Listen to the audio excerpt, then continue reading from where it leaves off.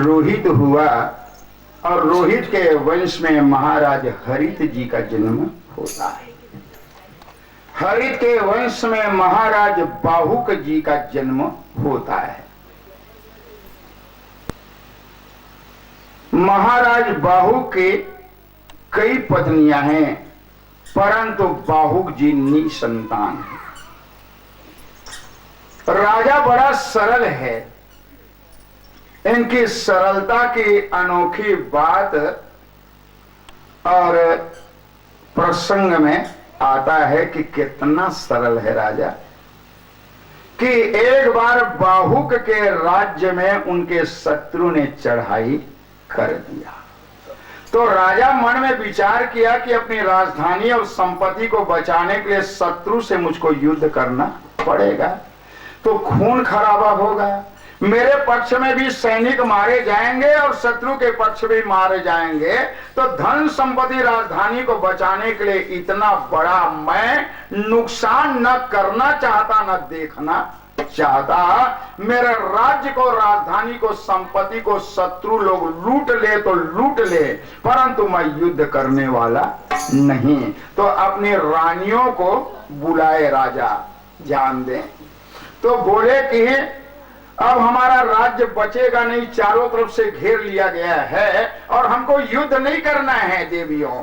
तो हमारे यहाँ एक गुप्त द्वार है और यहाँ से जो दरवाजा निकलता है वो जंगल में निकलता है। तो शत्रु को घेरे रहने दो और हम लोग जीने के लिए माल असबाब गठरी में बांध करके ले चलते हैं, जंगल में निर्वाह होगा, हमें यहाँ रहने की आवश्यकता नहीं है। रानियों को लेकर के गुप्त द्वार से माल असबाब लेकर के राजा भीतर ही भीतर गए। उनका मार्ग निकला हुआ है जंगल में। वहां जाने के बाद में तंबू तैयार किया और जीवन निर्वाह का कार्य राजा बाहुक का प्रारंभ हो गया।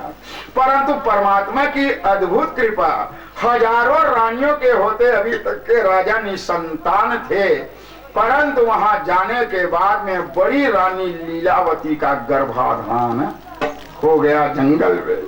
तो राजा सोचा कहे प्रभु दाता आप कैसे देते हैं, कहां देते हैं, आप समझो। सुख के दिन में आपने और मुझे पिता बनने का सौभाग्य नहीं दिया था, लेकिन आज जंगल में ये भाग्य मुझको प्राप्त हो रहा है। तो कब संतान का जन्म हो और कब मुझे मुख देखने का अवसर प्राप्त हो, लेकिन राजा को संतान मुख देखने का भाग्य नहीं था। बीमार पड़ा और स्वर्गवासी हो गए। बड़ी रानी का गर्भाधान, 100 लोगों में डाह उत्पन्न हो गया कि ये संतान पाए और हम बंदिया कहलाए, रोकने वाले तो स्वर्गवासी हो गए। तो क्यों नहीं इस रानी को भी मार दें जहर दे करके और उनके बालक को भी गर्भ का समाप्त कर दें। सौतिया डाह के कारण भोजन में जहर मिला दी और रानी को खिला दी। जब पेट के अंदर जहर गया तो बच्चा तिलमिलाने लगे। तो रानी जान गई सौतों के द्वारा जरूर कोई क्रूर कार्य हुआ है, इसलिए वहां से भागने लगी और जंगल में आई। तो और नाम का एक संत का आश्रम मिला, जा करके दंडवत गिर पड़ी, कहे मुझे नहीं तो पति के आत्मा की टुकड़ा को बचा लेना, बस मैं यही चाहती हूँ, पता नहीं क्या हो गया।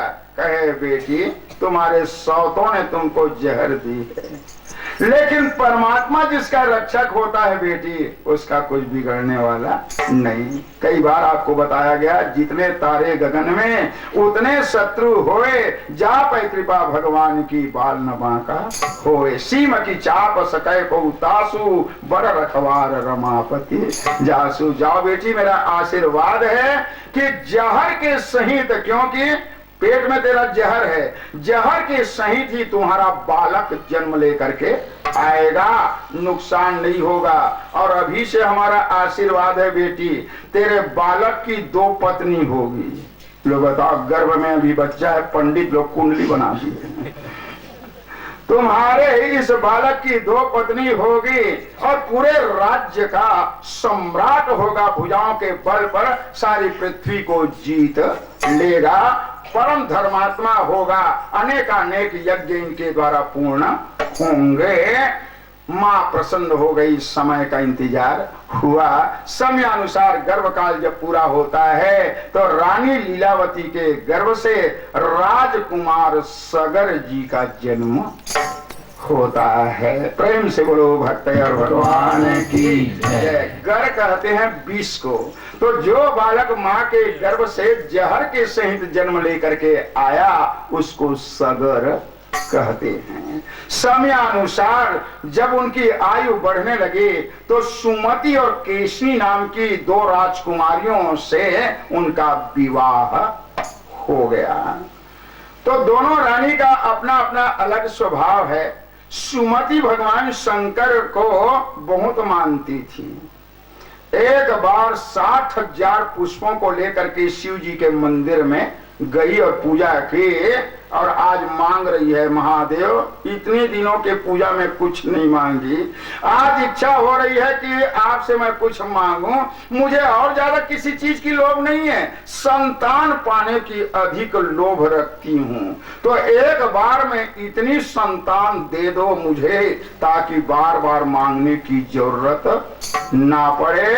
तो मूर्ति से आवाज आई, बेटी जब तुम संभालने के लिए तैयार हो तो मुझे देने में क्या कसर है। 60,000 कमल की पुष्प चढ़ाई हो ना, जा एक ही बार में तेरे 60,000 पुत्र होंगे।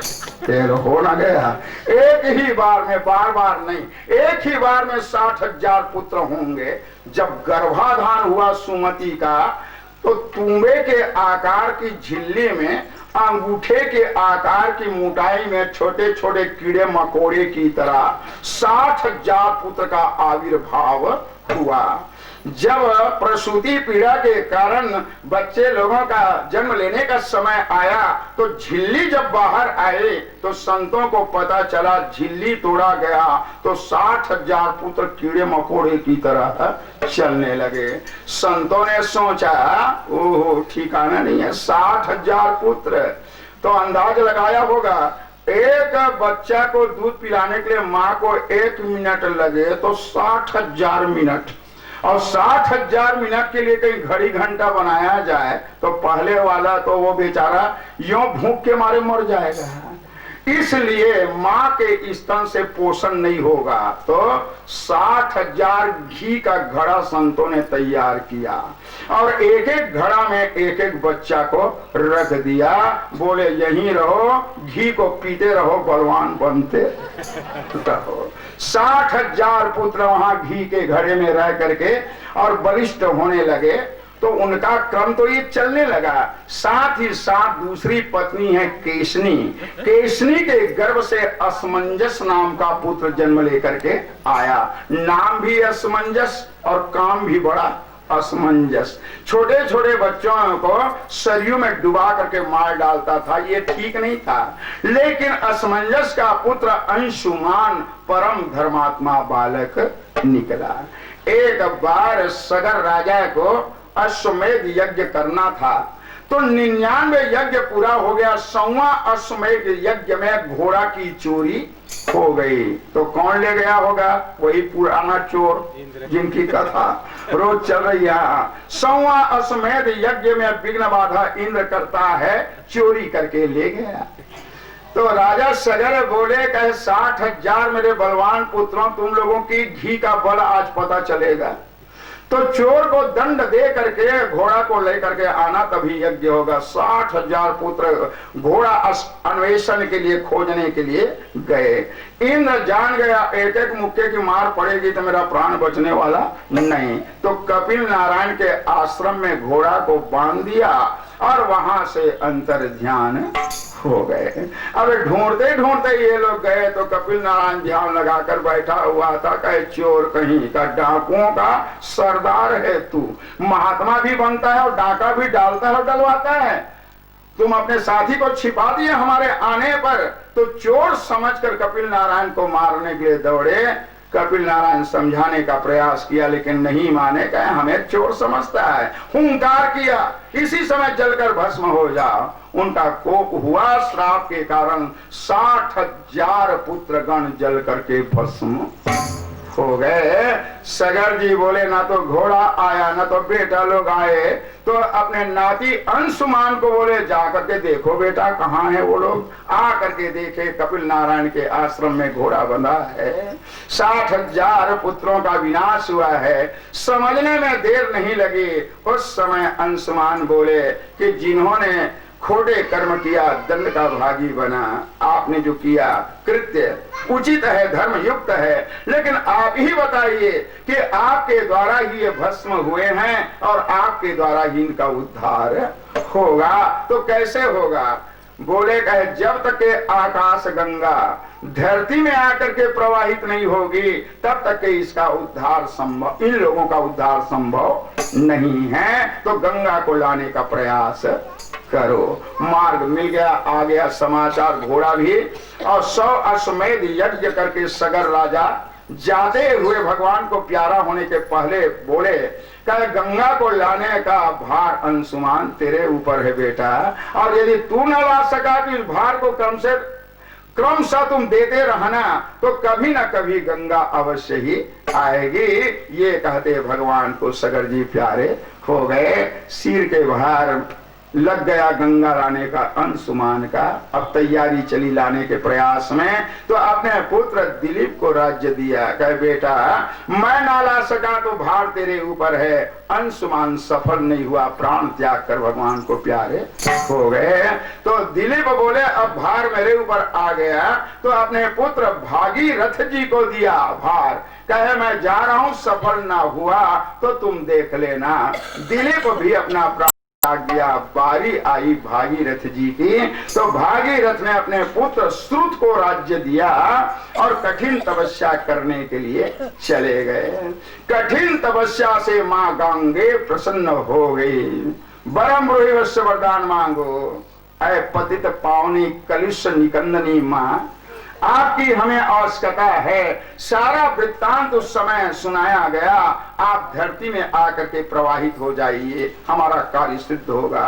कहे पुत्र तेरी कामना अवश्य ही पूरी होगी, परंतु एक बात है, जब मैं वेग से आकाश में उतरने लगूंगी धरती में आने के लिए, तो धरती फट जाएगी और मैं रसातल में चली जाऊंगी। तो मेरे वेग को संभालने की शक्ति मात्र शंकर जी में है, उनको प्रसन्न कर लो, फिर मेरे आने में देर नहीं है। यस्यांके च विभाति भूधर सुता देवापगा मस्तके भाले बाल विदु गले च गरलम यस्योर्षि व्यालराट सोयम भूति विभूषणा सुरवरा सर्वाधिपा सर्वदा सर्वा सर्वगतः शिवा शशिनिभा श्री शंकर पातु माम। भगवान शिव प्रसन्न हो गए। चर्चा चली गए गंगा को आने दो। गंगा के कल कल निनाद जब आकाश से उतरने लगे, जटा जूट को फैलाए शंकर जी हैं, गंगा जी अंतर्निहित हो गए। जटा में बांध दिया भगवान शंकर गंगा को। भागीरथ से बोले भैया रथ में तू बैठ जा, आगे आगे चल, गंगा की एक धारा जटा से निचोड़ कर मैं कपिल आश्रम भेज रहा हूँ। ज्यों ही गंगा की धारा निकली है, कल कल निनाद करती जा रही है, तो बीच मार्ग में जनहू नाम के ऋषि बैठे हुए हैं, आंखों को बंद किया हुआ है, और उनका आसन है, कमंडल है, खड़ाऊ है, ये सब बाजू में है। तो गंगा की धारा उसको बहा करके ले गई, और ऋषि देखा अरे खड़ाऊ का है, चटाई का है, तो कौन? गंगा बहा करके ले गई। कहे गंगा तुम्हें अपने वेग का बड़ा घमंड है, लेकिन मेरे बल के बारे में तुम्हें मालूम नहीं, अभी मैं देखता हूँ। बस गंगा की धारा जा रही थी, अंजलि में लिया और आवाहन करके जो ही पान किया, तो आगे जाती हुई गंगा पीछे लौटने लगी, और सारी गंगा जी का अस्तित्व जन्म हुई ऋषि के शरीर के अंदर चले गए। अब वहां गंगा का नामो निशान भी नहीं है, सबको जल के रूप में पान कर लिया। भागीरथ बोले मेरा काम तो रुक गया। तो जनहू ऋषि से बोले मेरे कारण कोप को त्याग कर गंगा को प्रवाहित कर दो।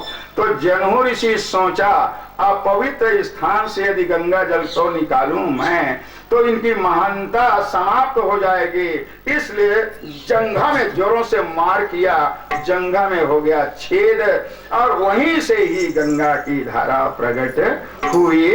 इसीलिए गंगा का एक नाम है जाह्नवी गंगा। जनहू ऋषि के जांग से उत्पन्न होकर के आगे बढ़ी और वहां जा करके 60,000 पुत्रों में जल का प्लावन होता है। 60,000 विमान आए, प्रेम से बोलो गंगा मैया की जय। राजा सगर के पुत्र गण गंगा की महिमा से परम पद को प्राप्त हो गए। तो कहा जाता है भागीरथ जी नहीं होते तो आज हमें गंगा का दर्शन भी सुलभ नहीं होता।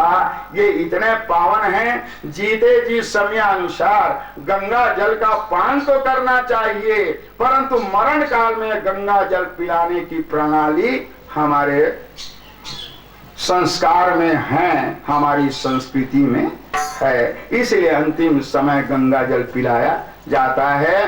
कहा जाता है गंगा जल की इतनी विशेषता है, गंगा की इतनी महिमा है, जल यदि न मिले और प्राणी तरने के लिए केवल गंगा का शब्द का उच्चारण करे तो गंगा गंगा यो ब्रूयात् योजानाम सतैरपि मुच्यते सर्व पापभ्यो विष्णु लोकम स गच्छति। तो इस तरह से गंगा शब्द का भी बड़ा महत्व है। कहा गया है गंगा की रेत की बालू की भी बड़ी महत्ता है। अंतिम समय में तरने के लिए यदि रेत नहीं मिलता, बालू गंगा जल नहीं मिलता तो रेत का 2-4 कण मिल जाए, मरने वाले के ऊपर सिंचन कर दे तो अवश्य ही परम गति की प्राप्ति होती है। तो बालू का महत्व बताया गया है। एक बार हुआ क्या कि एक गांव में एक सेठ और सेठानी, उनका इकलौता बेटा। एक बार सेठ के मन में गंगा जी में डुबकी लगाने का बड़ा विचार आया, तो गांव के पुरोहित को बुलाए, कहा महाराज जी हम कभी इलाहाबाद गए नहीं है, गंगा जी गए नहीं हैं, तो कृपा करके आप हमें स्नान करा दो। ठीक है, खर्च आप देंगे सेठ जी? ठीक है। चारों व्यक्ति आए गंगा नदी के किनारे और तंबू बना करके रहने लगे। 4 बजे ठीक दिन सारा पंडित जी शौच क्रिया कर्म के लिए गंगा किनारे होकर जा रहे थे, तो कुछ दूर में क्या देखा कि बाजा बज रहा है, बाल वृद्ध नर नारी सभी लोग झूम झूम करके नाच रहे हैं। तो पंडित जी खड़ा हो गया, पूछे क्या हो रहा है? कहे शादी हो रही है ना। अच्छा, शादी की बाजा है? जी हाँ। तो आप लोग कौन हैं? हम लोग भूत प्रेत हैं। पंडित जी सोचा सबका समाज देखा, आज भूत प्रेत का भी देख लिया है। तो किसकी शादी हो रही है? हमारी बेटी प्रेतनी का। अच्छा, तो बारात कहां से आएगी? क्या बारात नहीं आएगी, केवल बर देवता आएगा। कहां से आएगा? गंगा नदी के किनारे। सेठ जी का इकलौता पुत्र कल ठीक 12 बजे दिन के समय एक भड़का हुआ बैल आएगा और उनके सींगों के द्वारा बालक विदीर्ण होगा, बालक मारा जाएगा, वो बनेगा प्रेत और उस प्रेत के साथ हमारी बेटी प्रेतनी का विवाह होगा। पंडित जी बोले अब हो ना गया, गंगा स्नान मेरा, जिनको लेकर के मैं आया हूं उस परिवार की ये दुर्दशा है, अब होनहार तो होकर के रहेगा। पंडित जी बताए कुछ नहीं, आ गए वापस। समयानुसार दूसरे दिन ठीक 12 बजे दिन के समय एक बैल आ रहा है और तंबू से बालक निकल रहा है, सिंहों के द्वारा विदीर्ण हुआ, सेठ का बालक मारा गया। गंगा नदी के किनारे संस्कार हो गया। रात में फिर सोए और भिनसारा के समय पहले की भांति जब पंडित जी गए तो भूत प्रेत लोग छाती पीट पीट करके रो रहे हैं। क्या हुआ? हमारी बेटी प्रेतनी की शादी रुक गई। क्यों रुक गई? बालक तो मर गया ना। अरे बालक मर गया परंतु प्रेत नहीं बना। क्यों नहीं बना? जिस बैल के दोनों सींगों के द्वारा बालक का उदर विदीर्ण हुआ तो सींगों में गंगा जी के रेत लटके हुए थे। वे रेत पेट के अंदर चला गया तो रेत के संसर्ग से ही वो बालक परम गति को प्राप्त हो गए। पंडित जी बोले जय हो गंगा मैया, आज तक के जल के बारे में सुना था लेकिन दृश्य देखने के बाद आज रेत का भी मैंने महत्व प्राप्त कर लिया। तो इतनी महिमा है गंगा जी की जिसमें रेत भी गंगा जल के समान काम आता है। तो ऐसे पावन वंश में भागीरथ जी हुए। तो भागीरथ के वंश में महाराज श्रुत जी हुआ और श्रुत के वंश में महाराज सौदास हुए। सौदास के वंश में महाराज अस्मक हुआ। अस्मक के वंश में महाराज खटवांग हुए। खटवांग के वंश में महाराज दीर्घबाहु हुआ। दीर्घबाहु के वंश में महाराज रघु हुए।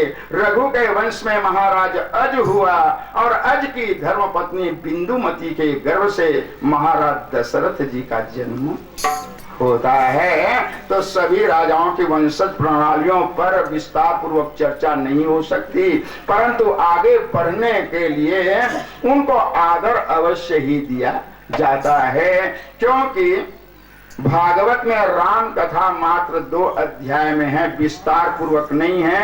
कृष्ण चरित्र की विशेषता है, इसलिए राम के वंशज की प्रणाली की गाथा को विस्तार पूर्वक वर्णन नहीं किया जा सकता। तो अब संक्षिप्त में भगवान राम की कथा, जिसमें भगवान राम अवतार लेकर के आएंगे। इसके बाद फिर रावण का वध शब्दों के आधार पर होगा, चरित्र चित्रण नहीं हो पाएगा।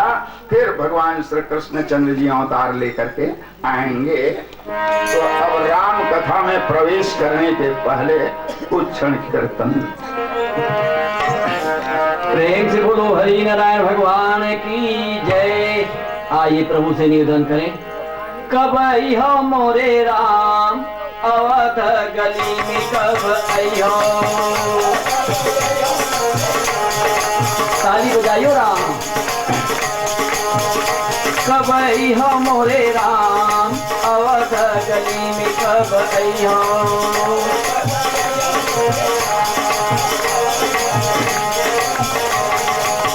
दीनानाथ दयानिधि स्वामी, दीनानाथ दयानिधि स्वामी, कौन भांति मैं तू मेरी धाम, कौन भांति मैं तू मेरी धाम। श्री गंगा चरणों से निकली, श्री गंगा चरणों से निकली, शीतल नीरा कहाँ से प्रभु राम, शीतल नीरा कहाँ से प्रभु।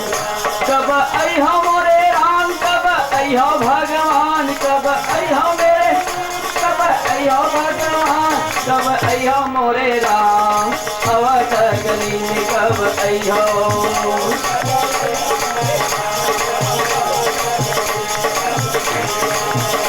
कब अइहो मोरे राम अवध गली में कब अइहो। अवध गली में कब अइहो।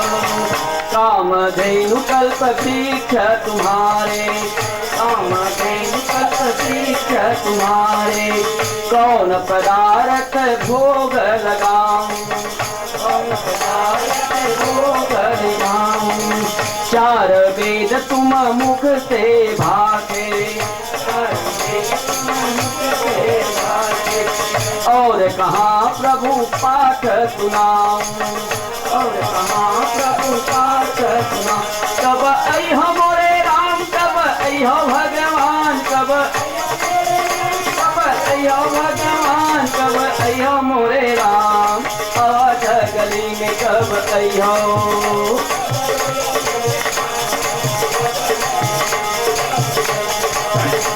कब अइहो भगवान अवध गली में कब अइहो। कब अइहो भगवान अवध गली में कब अइहो। अयोध्या नगरी का राजा होता है महाराज दशरथ जी। और उनके 3 रानियां रामचरितमानस के आधार पर बाल वृद्ध नर नारी इन पात्रों से भली भांति से परिचित हैं। तो महाराज दशरथ एक राजा है, उनकी 3 रानियां हैं, कौशल्या, कैकेयी और सुमित्रा। परंतु पुराणों का कहना है कि दशरथ जी मात्र कोई राजा ही नहीं है, उनकी रानियां नहीं है। तो ये है कौन? ज्ञान शक्ति से कौशल्या, सुमित्रा उपासनात्मिका, क्रिया शक्ति से कैकेयी, वेदो दशरथ नृपः। साक्षात वेद ही दशरथ के रूप में अवतार लेकर के आए। और आप सबको प्राय मालूम है कि वेद में परमात्मा को पाने के लिए 3 कांड है, 3 मार्ग है, ज्ञान कांड, कर्म कांड और उपासना कांड। जिनको परमात्मा को पाना है 3 मार्गों में से कोई भी मार्ग में जाया जा सकता है। तो ज्ञान कांड है कौशल्या जी, कर्म कांड है कैकेयी जी, उपासना कांड है सुमित्रा जी। इसलिए आप देखते हैं जहां पर ये 3 मार्ग हैं और वेद हैं, वहां भगवान के आने में कोई देर नहीं है। इसलिए भगवान ने ये सब चयन किया। कहा जाता है चौथापन की अवस्था आ गई है, लेकिन दशरथ महाराज जी की कोई संतान नहीं हुई। तो किसी चीज को पाने के लिए मनुष्य जब आगे बढ़ता है तो बार बार विफल होने पर, न मिलने पर दुख अवश्य ही होता है कि कामना पूरी नहीं हुई। तो महाराज दशरथ को संतान न होने के कारण दुख जरूर है कि हमको संतान की प्राप्ति नहीं हो रही है, परंतु दुख में एक आशा है, जरा ध्यान देंगे। दुख में एक आशा है कि आज नहीं तो कल कामना अवश्य ही पूरी होगी। परंतु वही दुख जब सहन शक्ति से बाहर हो जाता है तो ग्लानि के रूप में परिवर्तित हो जाता है। तो दुख में आशा है, आज नहीं तो कल मिल सकता है, लेकिन ग्लानि जब आती है तो उनमें सहन करने की शक्ति नहीं है, इंतजार करने की शक्ति नहीं है। ग्लानि चाहती है कि आज ही निर्णय होना चाहिए कि आगे मेरा कार्य सफल होगा कि नहीं होगा। तो अभी तक महाराज दशरथ दुख में थे, लेकिन आज उनको ग्लानि हो गई। इसलिए रामचरितमानस जब आप पढ़ते हैं, एक बार भूपति मन माहे, भय ग्लानि मोर सुत नाहि, भय ग्लानि मोर सुत नाहि, गुरु गृह गए तुरत मही पाला, गुरु गृह गए तुरत मही पाला, चरण लागी करि विनय विशाला, चरण लागी कर विनय विशाला। तुलसीदास जी की चौपाई स्पष्ट है कि एक बार भूपति मन माही, भय ग्लानि मोर सुत नाही। जब ग्लानि हुई तो गुरु गृह गए तुरत मही पाला। अभी तक के दुख था, चौथापन आ गई है, कई बार गुरु जी से मिले हैं, इसके बावजूद संतान का दुख को सहन करता रहा। आज नहीं तो कल संतान जरूर मिलेगी, इसीलिए चर्चा नहीं हुई थी। लेकिन आज दुख जब ग्लानि के रूप में परिवर्तन हुआ, कहे गुरुदेव से आज ही समाधान करेंगे कि आगे कुछ आशा है कि नहीं। तो गुरु गृह गए तुरत मही पाला, और चरण लागी करी विनय विशाला। दंडवत जब गिर पड़े, दोनों हाथ जोड़कर राजा रोने लगे, ऊपर नीचे श्वासा चलने लगे। तो घबराते हुए वशिष्ठ जी बोले, आज प्रथम बार ऐसा मैं तुम्हें देख रहा हूँ राजन। सांस ले तति पीरसो, भरे नयन जल जात, कौन हेतु रघुवंश मणि, हिये अधिक गुलात। चिंता बड़ी चिता से है, नर को निर्जीव बनाती है, मुर्दे को चिता जलाती है, चिंता जीते को खाती है। बोलिए नरेश, क्या मंतव्य लेकर के, क्या विचार लेकर के आए हो? निज दुख सुख सब गुरु ही सुनाए हूं। गुरुदेव, आपकी दया से मैं एक राजा हूं, परंतु 3 रानियों के होते हुए मेरी कोई संतान नहीं है। ऐ मेरे भाग्य के दर्पण, आज अपने भाग्य को आपके पावन चरणों में समर्पित करने के लिए आया हूं। मुझको इस शीशा के द्वारा, भाग्य का इस दर्पण के द्वारा दिखा दीजिए कि कुछ मिलेगा कि नहीं मिलेगा। तो वशिष्ठ जी हंसने लगे। क्यों हंसने लगे? कारण यही है, चौथा पन व्यतीत हो गई, लेकिन राजा ऐसा समाचार, ऐसी समस्या लेकर के कभी नहीं आया था, तो मुझे बताने की भी जरूरत नहीं पड़ी थी। तो आप ध्यान देंगे, कोई भी जानकार है तो जब तक उन अपने बारे में उनसे जा करके स्वयं ना पूछो, तब तक के जानकार का ये कर्तव्य नहीं है मैं तो सब जानता हूं, जो पूछना है पूछ लो ना, ऐसा कहने का अधिकार नहीं है।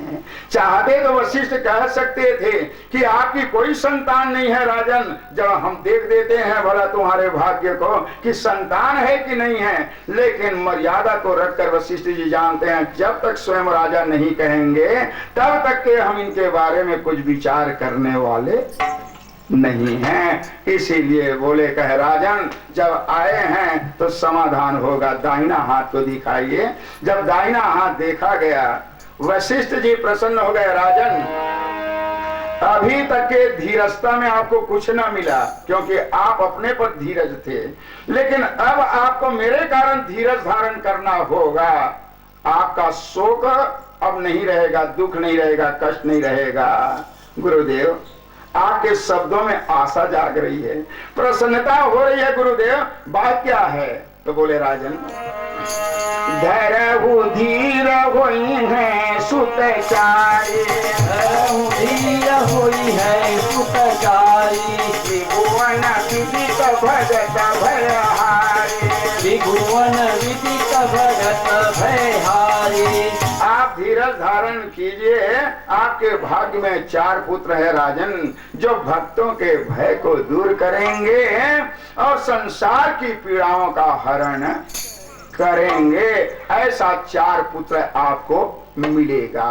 परंतु नरेश, आपको इनके लिए एक विशेष कार्य करना है। गुरुदेव की आज्ञा शिरोधार्य, पता चल गया 4 बेटे होने वाले हैं। अब गुरु की जो भी आज्ञा होगी तो मेरे लिए पालन करने योग्य होगा। गुरुदेव बोलिए क्या करना है? बोले, पहले जाकर यह काम करो, श्रृंगी ऋषि को बुलवाओ तुम, श्रृंगी ऋषि को बुलवाओ तुम, फिर नाम जगतपति का लेके, फिर नाम जगतपति का लेके पुत्र यज्ञ कराओ तुम। सोमपाद राजा के यहाँ विभांडक ऋषि के पुत्र श्रृंगी ऋषि जी रहते हैं। पुत्रेष्ठी यज्ञ करने में ऋषि जी बड़े निपुण हैं, इसलिए मैं पत्र लिख देता हूं आपकी ओर से। आपको कुछ बोलने की जरूरत नहीं, क्योंकि अपने अपने वर्ग के लोगों को सब जानते हैं, जान पहचान रहता है। व्यापारी को व्यापारी जानता है, संत को संत जानते हैं, अपना अपना लेन देन होता है। तो आपको कुछ बोलने की जरूरत नहीं। तो वहां पर लिखा गया कि महाराज दशरथ की 3 रानियां हैं, उनको संतान की जरूरत है। ऋषि श्रेष्ठ, आप मेरी विनती स्वीकार करके राजा के मनोरथ को आप पूर्ण कीजिए। उनके निमित्त आप पुत्रेष्ठी यज्ञ आकर के कीजिए। तो बस दस्तखत हुआ, सिग्नेचर हुआ। बोले कि आप इसको बिना सिग्नेचर का काम नहीं चलता ना। पता नहीं ऑफिस में सील मोहर चपरासी ने लगा दिया होगा, क्या ठिकाना। इसीलिए सील मोहर के साथ ही साथ दस्तखत का होना बिल्कुल जरूरी है। मोहर तो लगाया जाता है, लेकिन मोहर का उतना महत्व नहीं है, कोई भी लगा दे। वहां पर सिग्नेचर किया गया, जाइए आप दूत के द्वारा श्रृंगी ऋषि को बुलवाइए। तो अब ये प्रश्न होता है कि स्वयं वशिष्ठ जी लाखों लोगों को पुत्रेष्ठी यज्ञ करा करके पुत्र का दान किया, लेकिन दशरथ के लिए बोलते हैं कि आपको श्रृंगी ऋषि को बुलाना है, क्योंकि वशिष्ठ को मालूम है जगत में जितने भी संत महात्मा साधारण नर नारी सभी अधूरे हैं, कहीं ना कहीं पर कमी होगी, सिर्फ पूर्णता ईश्वर में है। इसीलिए भगवान को पूर्णानंद कहते हैं। बड़े बड़े संत भी आ जाएंगे ना तो कहीं ना कहीं कमी होगी। संत में कमी, सिर्फ कमी नहीं है तो भगवान में नहीं है, बाकी सब में कमी है। कोई ना कोई दोष होगा, कोई ना कोई विकार होगा, कोई ना कोई कमी अवश्य ही उस संतों में होगी। तो वशिष्ठ जानते हैं मैं भी पूर्ण नहीं हूं, मैं जानता हूं, लेकिन कभी कभी मेरा कार्य विफल भी हो जाता है। लेकिन पुत्रेष्ठी यज्ञ करने में श्रृंगी ऋषि निपुण हैं, वे कभी विफल होने वाले नहीं हैं। इसलिए राजा आए और पत्र के माध्यम से श्रृंगी ऋषि को राज दरबार में आदर किया। श्रृंगी ऋषि समझ गए कि राजन आपको कुछ बोलने की बताने की जरूरत नहीं है, सामग्री एकत्र कर दो, पुत्रेष्ठी यज्ञ करना है। परंतु एक बात है राजन, क्या आपके राजभवन में पुत्रेष्ठी यज्ञ नहीं होगा तो सरयू नदी के उस पार 10 मील दूर मनोरमा नदी के किनारे आपका पुत्रेष्ठी यज्ञ होगा। महाराज दशरथ का पुत्रेष्ठी यज्ञ राजभवन में नहीं हुआ, सरयू से उस पार 10 मील मनोरमा नाम की नदी के किनारे बड़ा मंडप तैयार किया गया। सभी लोग वहां गए और यज्ञ का कार्य प्रारंभ हो गया। महाराज दशरथ जी बैठे हैं तो बोले कहे राजन आपके यहाँ भगवान आएंगे, तो भगवान को पाने के लिए भक्ति चाहिए, तो आप आहुति को जब डालेंगे तो भक्ति के सहित आहुति डालेंगे ताकि भगवान प्रसन्न हो जाए। और मैं भी मंत्रोच्चारण जब करूं तो तेरे कारण कोई कमी न रह जाए तेरे में, तो मुझे भी भक्ति के साथ पंडित होने के नाते आहुति देनी पड़ेगी, तो कार्य आपका सफल होगा। भक्ति के बिना भगवान नहीं। भगति सहित मुनि आहुति, भगति सहित मुनि आहुति प्रगटे अगन चरु कर, प्रगटे अगनि चरु करने। यज्ञ सफल हो गया और स्वर्ण थाल में खीर लेकर पायस लेकर के अग्नि देवता प्रकट हो गए। प्रेम से बोलो अग्नि भगवान की जय। ये महाराज दशरथ जी ये है पायस, जाइए आप अपनी रानियों को यथा योग्य भाग बना करके बांट देना। कम ज्यादा देना तेरे ऊपर निर्भर है, किसी को ज्यादा दे सकते हो, किसी को कम दे सकते हो। अग्नि देवता ने स्वयं ये प्रमाण दिया। दशरथ जी प्रमुदित मन से खीर की थाली लेकर रानियों को बुलाए, तो अग्नि देवता का कहना है अपनी इच्छा के अनुसार भाग बना करके देना। तो अब देना प्रारंभ किया। बड़ी रानी कौशल्या है और कौशल्या जी को पाने का ज्यादा अधिकार है, तो अर्ध भाग कौशल्या ही दीन्हा। तो राजा ने खीर का आधा भाग कौशल्या को दिया। इसके बाद आधा बच गया, उसका 2 भाग किए। थोड़ा ध्यान देंगे तो केकई और सुमित्रा बाकी है। जब 2 टुकड़ा हो गया आधा का तो 1-1 देना चाहिए था, तो 1 टुकड़ा केकई को दे दिए और 1 टुकड़ा बाकी था सुमित्रा को देना था।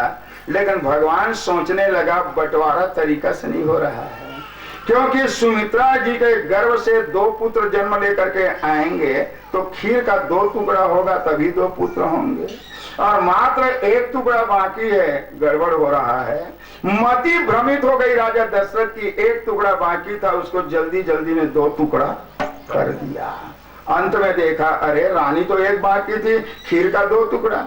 अब दोनों टुकड़ा को मैं अपने हाथों से उठाकर सुमित्रा को देता हूं तो सौतिया डाह जाग जाएगा कि राजा का प्रेम सुमित्रा पर ज्यादा है। 2 टुकड़ा यानी 2 बेटे, तो हमारे खीर को भी 2 टुकड़ा करके देना चाहिए था, हमको भी 2 बेटे चाहिए था। ऐसा ना समझ ले तो गलती मेरी है, परंतु अब मैं सुमित्रा को देने वाला नहीं। 1 टुकड़ा को निकाल करके कौशल्या को और दे दिया, दूसरे टुकड़े को केकई को दे दिए। और दशरथ जी बहाना किया कि मेरा बुलावा आ गया राज दरबार में, सुमित्रा बेचारी को मिली नहीं है ना कोई भी टुकड़ा, इसलिए इनको आप लोग देते रहना, निपटते रहना, मैं चला। कौशल्या जानती है आधा भाग मेरे को मिल गया है, इसलिए सुमित्रा इसको तुम रखो। केकई समझने लगी मेरे को भी पहले से मिल गया था, बाद में दूसरा टुकड़ा मिला, नहीं देती हूं तो स्वार्थ आएगा, तो जब कौशल्या दी है तो मैं भी तेरे को दूसरे टुकड़ा को देती हूं। तो 2 टुकड़े सुमित्रा को मिले। भगवान सोचा अब बराबर बंटवारा हो गया, तो तीनों रानियां गर्भाधान को प्राप्त कर लेती हैं। समयानुसार गर्भकाल पूरा होता है। ज्ञान शक्ति का गर्भ। नवमी तिथि मधुमास पुनीता, नवमी तिथि मधुमास पुनीता, शुक्ल पक्ष अभिजित हरिप्रीता, शुक्ल पक्ष अभिजित हरिप्रीता। चैत्र शुक्ल पक्ष नवमी के दिन अभिजीत नक्षत्र में ठीक दोपहर का समय था। ज्ञान शक्ति स्वरूपा कौशल्या जी के गर्भ से भगवान राघवेंद्र जी का अवतार होता है। प्रेम से बोलो राघवेंद्र भगवान की जय। प्रणाम, आरती पूजा करूं सत प्रणाम। ये इधर उधर जा रही हैं। हाँ, जय हो भगवान, अभी हुआ है अवतार। इस तरह से कुछ दासियां बधाई देने के लिए दशरथ महाराज जी के पास पहुंच रही हैं। बधाई हो, बधाई हो, बधाई हो। महाराज दशरथ जी पूछे कैसी बधाई, किसकी बधाई? कहे महाराज गद्दी आबाद रहे, कौशल्या जी के गर्भ से पुत्र भयो, पुत्र लाल का जन्म हुआ है, इसीलिए हम बधाई देने आए। जिस समय पुत्र का जन्म सुना, अब देखिए कानों का सुनना अलग है, हृदय का मानना अलग है। दशरथ पुत्र जन्म सुनि काना, दशरथ पुत्र जन्म सुनि काना, मानहु ब्रह्मानंद समाना, मानहु ब्रह्मानंद समाना। जाकर नाम सुनत शुभ होए, जाकर नाम सुनत सुख होई। मोरे गृह आवा प्रभु सोए, मोरे गृह आवा प्रभु कोई। जन्म सुनी काना, कानों के द्वारा सुना कि मेरे यहाँ पुत्र का जन्म हुआ, परंतु हृदय कहता है कि राजन कानों की बातों पर विशेष ध्यान नहीं देना।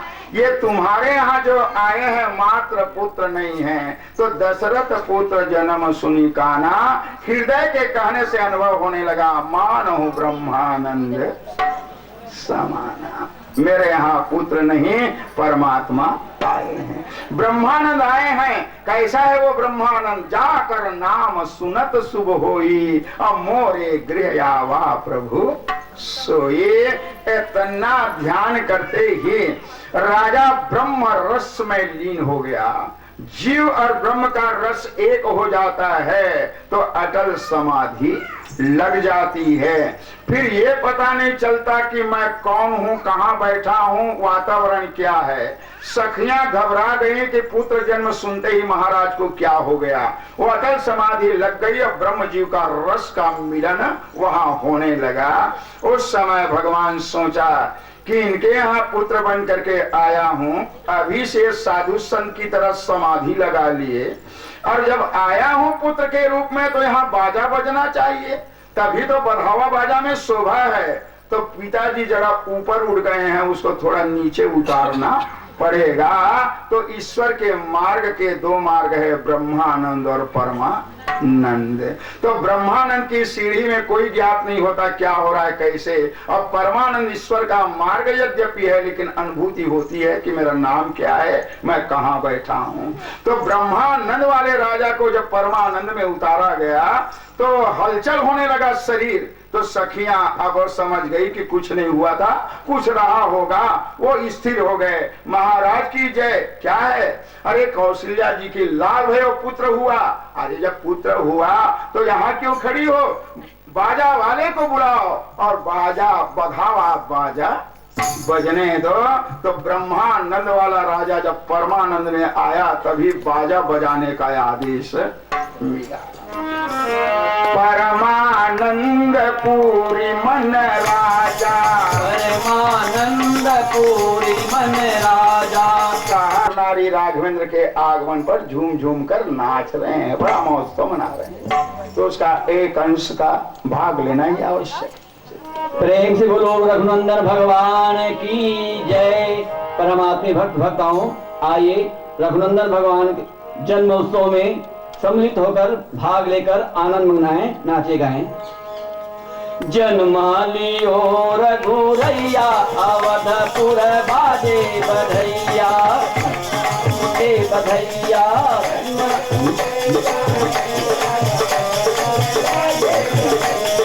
धन्य कौशल्या मैया अवधपुर बाजे बधैया। ताली बजाइयो राम।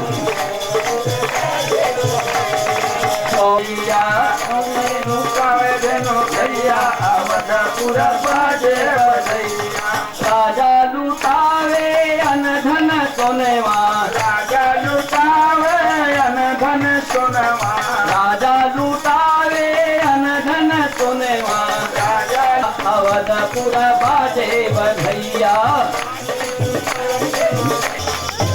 हाँ, नौमी तिथि को दोपहर के समय जो बाजा का बजना प्रारंभ हुआ, आस हो गया कि और कुछ आने वाला है, बाजा बंद मत करना, अभी और आने को है। ठीक 10वीं तिथि को दोपहर के समय और केकई माता के गर्भ से भरत जी का जन्म होता है। 10वीं तिथि में भी रात में 9वीं को राम आए, 10वीं को केकई के पुत्र भरत जी आए और एकादशी को शत्रुघ्न और लखन लाल जी का अवतार होता है। क्रमानुसार 4 बच्चे इस तरह से अवतरित होकर के आते हैं। बड़े धूमधाम से महोत्सव मनाया गया। अब नामकरण करने का कुछ दिनों के बाद अवसर आया तो प्रभु का नाम होने जा रहा है। वशिष्ठ जी नामकरण करने के लिए आते हैं और तीनों माताएं वहां बैठी हुई हैं। वशिष्ठ जी बोले, कहे राम तेरे आगमन के कारण मैंने पुरोहिती कर्म को संभाला था। पुण्यात्मा पापात्मा सभी लोगों के अन्न को मैं ब्राह्मण खाता रहा, पचाता रहा, क्योंकि कर्म निंदित माने गए हैं। पापी के यहाँ का अन्न भी खाना पड़ता है, परंतु तेरे कारण मुझको पुरोहिती कर्म संभालना पड़ा। आज तेरे कुल गुरु होने का सौभाग्य मुझको प्राप्त हुआ।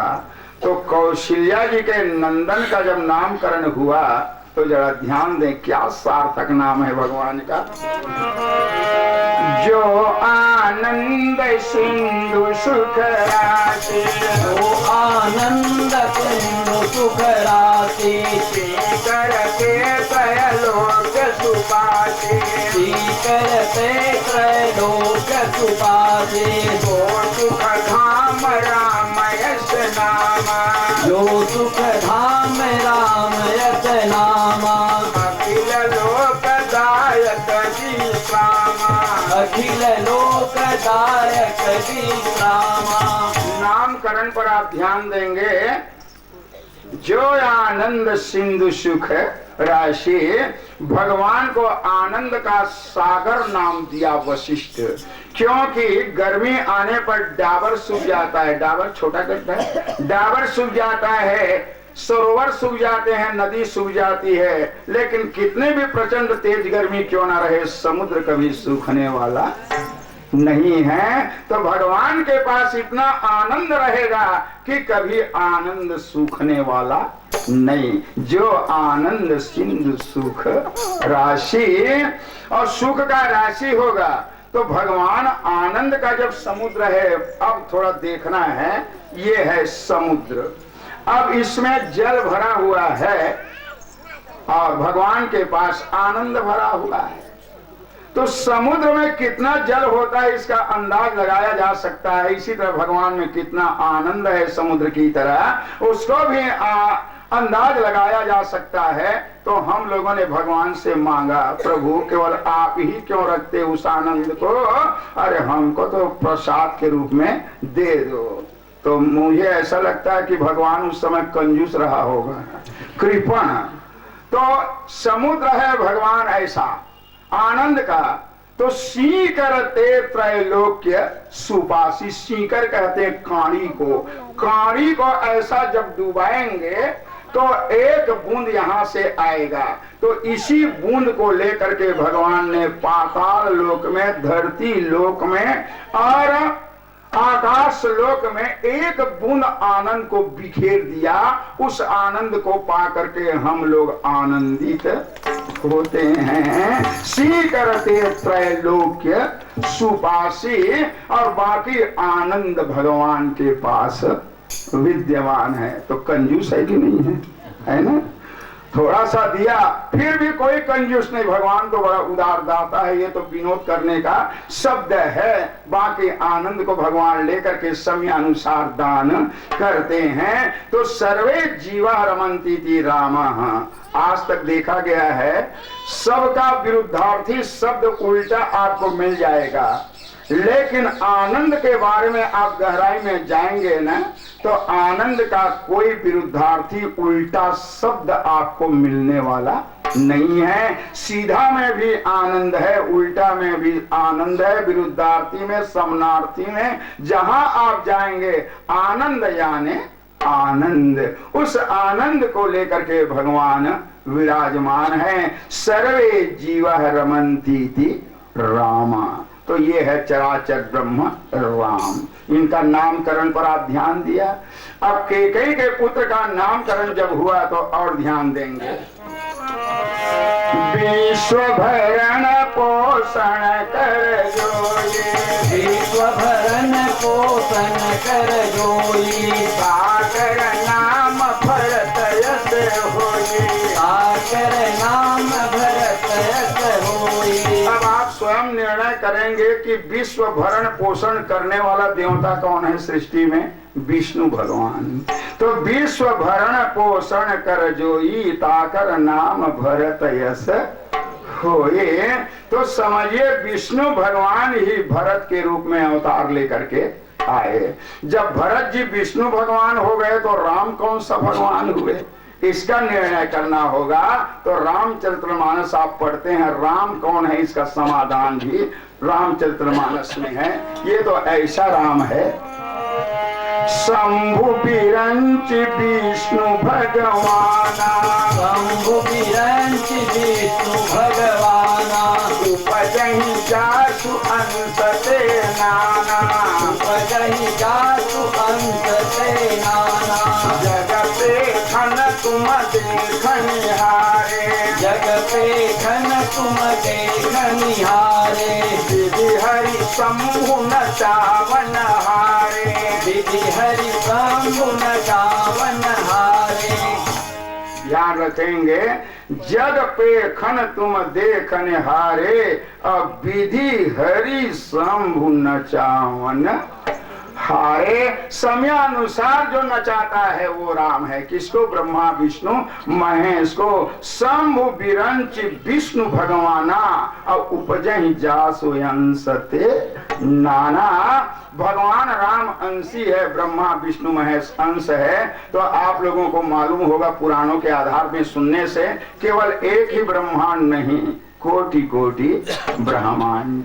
जब कोटि कोटि ब्रह्मांड है तो एक एक ब्रह्मांड में एक एक ब्रह्मा विष्णु महेश को वहां पर कार्य करने के लिए दिया गया है। तो हजारों की संख्या में ब्रह्मा विष्णु महेश, उपजहि जासु अंशते नाना। तो ये है कौन राम? तो आपने प्रथम दिन की कथा में सुना है कि नारायण, नार धन अयन, जो जल में अकेला सोया हुआ है, ब्रह्म का वह स्वरूप वही नारायण है, जो समयानुसार ब्रह्मा विष्णु महेश को अंशित करते हुए अवतरित करते हैं और स्वयं अवतार लेकर के आते हैं। तो ये इनको समझिए नारायण। दूसरे शब्दों में समझने के लिए महाविष्णु। महाविष्णु का रूप है राम और विष्णु का रूप है भरतलाल जी। तो अब दो देवता और बाकी रह गए, शंकर जी और ब्रह्मा जी। तो तीनों देवों में ये भी आए होंगे? कहे जी हाँ। जब सुमित्रा के पुत्रों का नामकरण हुआ, लक्षण धाम राम प्रिय, सकल जगत आधार, गुरु वशिष्ठ तेरा खेऊ, और लक्ष्मण नाम उदार। भगवान शंकर का अंश है शेष नारायण और शेष नारायण का अंश है लखन लाल जी। यानी भगवान शंकर का अंश अवतार के रूप में लक्ष्मण जी अवतरित होकर के आए, यानी भगवान शंकर आ गए। अब एक देवता और बाकी है, वो ब्रह्मा जी। तो जाके सुमिरन तेरी पुनासा, नाम शत्रुघ्न वेद प्रकाशा। सृष्टि में वेद प्रकाश करने वाला देवता है ब्रह्मा जी। तो ब्रह्मा जी ही शत्रुघ्न के रूप में अवतार लेकर के आए। चारों भाइयों की बाल लीला के साथ भगवान का पावन चरित्र धरणी में होने लगा। देवताओं को, संतों को परमात्मा ने जो आधार दिया अवतार लेने का कि जन डर पे मुनि सिद्ध सुरेशा, तुम ही लाग इधर हो नर भेषा। अनशन सहित मनुज अवतारा, लई हो दिन कर वंश उदारा। सूर्य कुल में मैं अंशों के सहित अवतार लेकर के आऊंगा। धरती की पीड़ाओं का हरण होगा, देवताओं की रक्षा होगी, दुष्टादि राक्षसों का वध होगा। क्योंकि राक्षसों का मालिक रावण है। मंडलीक मणि रावण, राज्य करे निज मंत्र। तो कहा जाता है एक तरफ राम है तो दूसरी तरफ रावण है। राम ही आनंद है और रावण ही अभिमान है। तो कहा जाता है जिसे सुख देने के लिए भगवान आए उनका नाम है दशरथ, और जिनका वध करने के लिए आए उनका नाम है दशानन। तो दशरथ और दशानन के बीच में राम खड़ा है। तो शास्त्र प्रश्न करता है दशरथ हो कि दशानन हो, क्योंकि दशरथ ने 6 बार राम कह करके प्रेम पूर्वक प्राण त्यागा और उनकी गति हो गई। राम राम कही राम कही, राम राम कही राम, तनु पर हरि रघुवर विरह, राव गए सुर धाम। तो दशरथ ने भी राम कहा, उनकी तो गति बन गई। और मरण काल में रावण ने भी राम कहा, मरती बार घोर रो भारी, कहाँ राम रण हतों प्रचारी। कहाँ है वो राम, मैं रण के मैदान में मारूंगा। सब राक्षस तो मरती बार कपट को त्यागे, लेकिन रावण त्याग नहीं सका। अंतिम में यही कहा रावण कह रहा है कि राम यदि मेरे को मिल जाए तो मैं राम को मारूंगा। ऐसा कहते कहते रावण अपना प्राण त्याग दिया और भगवान ने रावण का वध तो किया, परंतु बोले मरते दम इन्होंने कपट को त्यागा नहीं।